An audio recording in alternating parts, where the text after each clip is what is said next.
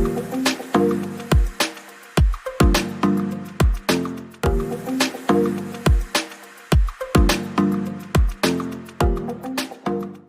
өмнө танд энэ өдрийн мэндийг хүргэе. Бидний бас урилга хүлээн авсанд баярлалаа. Баярлалаа. Намайг бас энэ дөрж оролцуулж байгаа нь. Тэгэхээр баяртай төслийг санаачлан хэрэгжүүлж эхэлж байгаад бас миний зүгээс маш их баяртай байна. Тэгээд зочноос одоо сонсогчдод танилцуулахын зүйтэй байх. Тэгэхээр Кристиана Ноблийн хүүхдийн сангийн Монгол дахь одоо захирал Амар Жаргал гэж хүн өнөөдрийн манай подкастын зочноор оролцож байгаа. Бас одоо үйл ажиллагааныхаа талаар манай сонсогчдод бас төслийн ихэнд мэдээлэл хүргэх зүйтэй болоо гэж бодоод таныг одоо хамгийн анхны дугаартаа урьж байгаамаа. За ямар ч байсан бас анхныхаа дугаартаа урьж оролцуулж байгаад маш их баярлалаа. Тэгээд би одоо Кристиана Ноблийн хүүхдийн санд нийтдээ одоо 9 жилдээ ажиллаж байгаа. Манай байгууллага бол нийгэмд хандсан одоо төсөл хөтөлбөрүүдийг хийдэг.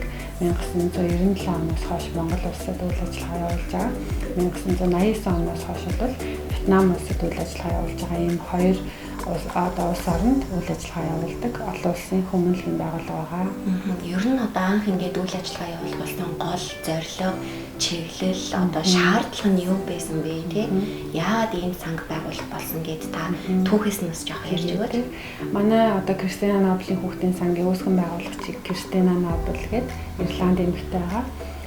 Манай одоо үүсгэн байгуулагч бол өөрөө 10 наснаас хойш ээжээсээ өмчирч хоцроод тэгээд ах дүүс нар аав нь бол архины хамааралтай хүн байсан. Тэгээд ах дүүс нарыг нь өөрөө асрамжийн төвөдөд одоо өгөөд тэгээд тухайн үеийн одоо Ирландын одоо хүнд нөхцөд байгаа асрамжийн төвийн амьдралыг болоод тухайн одоо төвийн хүнд хэцүү нөхцөлийг нь давж чадлаггүйгээр манай одоо Кристиана Нобл байнгын одоо цогтоодаг тий.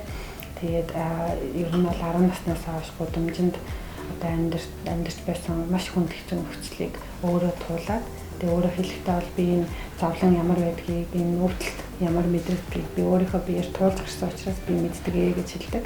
Тэгээд тухайн үедээ бол одоо гүүрний доор, өвлийн хүйтэнд, зуны халуунд одоо зүгээр юм цаас твсэл унтжсэн гэж ярьдаг. Тэгээд тэр одоо хүнд одоо хэцүү нөхцөлд амьдарч байх үедээ ойр ганцаараа ямар ч хамаатан садан ах дүүс тэгээ аав нь бас байгаагүй. Тэгээ энэ үедээ болохоор хэрвээ хэн нэгэн хүн надад тусалсан бол нэгэн хүн надад гараа өгсөн бол нэгэн хүн миний төлөө одоо анхаарад надад тусалсан байсан бол би энэ амьдралыг ингэж одоо амьдрахгүй байх байсан, би энэ хүнд нөхцөлд байхгүй байх байсан юм аа гэж боддог гэсэн юм.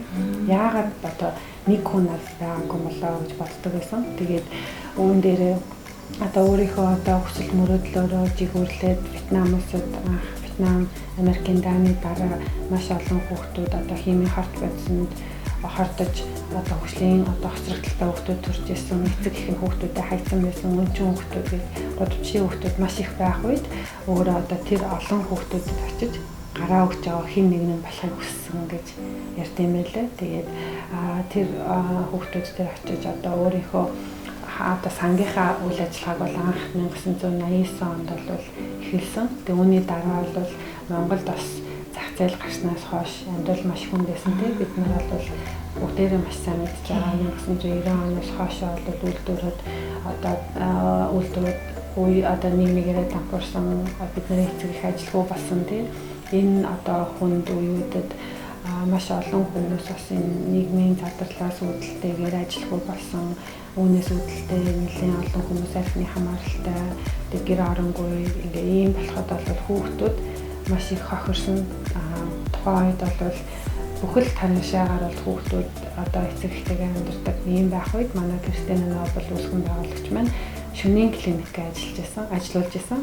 Тэгээд тэр шөнийн клиникээр дамжуулаад жижигхэн одоо автобус жижиг автобусны дотроо хүүхдүүдэд анхан шатны эрүүл мэндийн тусламжийг тухайн үеийн одоогийн одоо их нэлхстэй хамтраад анхан шатны одоо эрүүл мэндийн тусламж хоол хүнс тэг хувцс хонор гэдэг дулаан хувцс энтер гэдэг өгөөд өөрөө бүр яг танишаагаар нь яваад хүүхдүүдтэй одоо тусламж үйлчилгээ үзүүлдэг байсан. Тэгээд бид тухайн үед бол яг хүүхдүүд ингэж байнга ийм нөхцөлд амьдарч болохгүй маань энэ бол хүүхдийн эрхийг маш их зөрчиж байгаа. Энэ хүүхдүүдэд одоо амьдрах орчин хэрэгтэй манай аюулгүй орчинд хүүхдүүд амьдарч анхан шатныхаа суурь хэрэгцээг хангуулах ёстой гэж үзсний үндсэн дээрээс бид нар одоо тухайн үед хөдөөхээр 2 Монгол гэр тавиад одоо үйл ажиллагаа эхлүүлээд хүүхдүүдэд тэнд авч эхэлж байсан бол өнөөдөр тухайн хөдөө хээр гэж үзчихсэн аслагдсан дүүрэг маань одоогийн Баян шууны тойрог манай одоо хүүхдийн нархан хүүхдийн асрамжийн газрын одоо эхлэл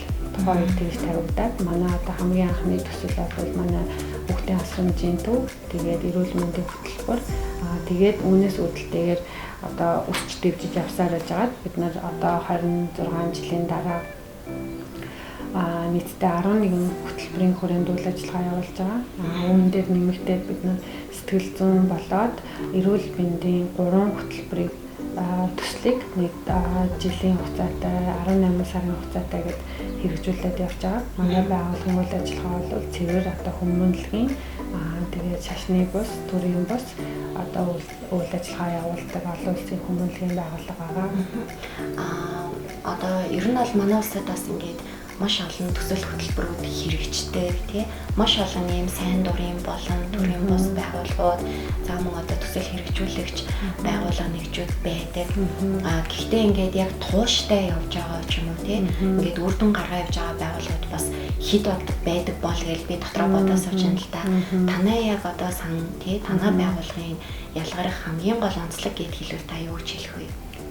За бид нар бол бусад байгууллагаас ижлэхэн одоо зөндөө олон одоо маш олон төрлийн ижил үйл ажиллагаануудыг бид нар бүгдээрээ яг одоо бүгдээрээ л яг ижлэхэн төрлийн үйлчлэгээ үзүүлэх гэж бүгдээрээ ижил төрлийн зарлахтай хүүхдийн төлөө сайн сайхны төлөө нийгэмдээ тодорхой хэмжээний эерэг өөрчлөлт авчрахын төлөө ажиллаж байгаа. Гэхдээ бидний одоо манай байгууллагын онцлог гэх юм бол илүү хөрсөн дээрээ frontline гэж хэлдэг байхгүй. Тэгэхээр илүү хөрсөн дээрээ яг тухайн хүүхдэд ямар төрлийн нөлөөлөл үзүүлж ийм тухайн хүүхдийн амьдралыг бид нэр хэрхэн өөрчилж болохоор биднэрт нөгөө А гэдэг хүүхдийн амьдрал болоод тэр хүүхдийн гэр бүлийн амьдрал энэ хүүхдийн амьдралын чанарыг сайжруулах нь манай байгууллагт маш одоо чухал.